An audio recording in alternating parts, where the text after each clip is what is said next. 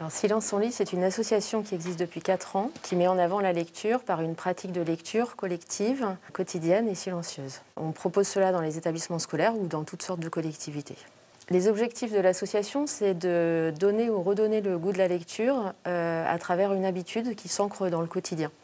C'est parti d'un constat où les élèves ne lisent pas beaucoup et ont des difficultés de lecture. Et aussi le climat de classe en début d'après-midi, les élèves sont plus énervés, dissipés. Et donc on voulait un temps de pause avant de démarrer les cours de l'après-midi. Le partenariat avec Silence on lit est vraiment un partenariat collaboratif entre différentes directions du département.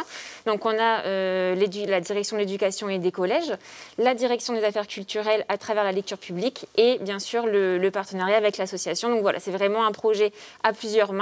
Et notre objectif, c'est vraiment de le déployer dans l'ensemble des collèges du Pas-de-Calais. Silence on lit, c'est une pratique qui paraît simple, mais qui n'est pas si facile à mettre en place.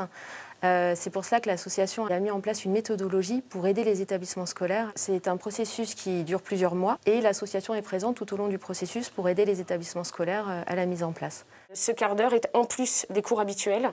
En début d'après-midi, donc il y a une sonnerie de début de lecture. Les élèves montent en classe pour lire, s'installent pour un quart d'heure, et ensuite une deuxième sonnerie, et là le cours d'après commence. Ça doit être avant tout une lecture plaisir, donc c'est vraiment l'élève qui choisit son livre. Soit ils choisissent le livre au CDI, ou sinon des boîtes à lire ont été mises en place dans l'établissement. J'aime bien Silence on lit parce que quand tu as du mal à lire ou tu comprends pas des mots ou tout ça, au moins ça t'apporte plus. Ça m'a donné envie de lire encore plus.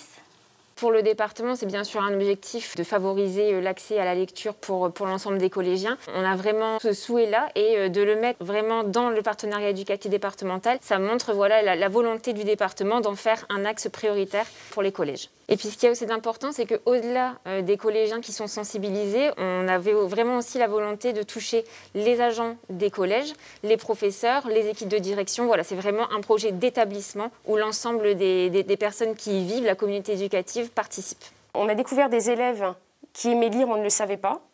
Et les élèves lecteurs étaient ravis d'avoir un temps pour pouvoir se poser et pouvoir lire.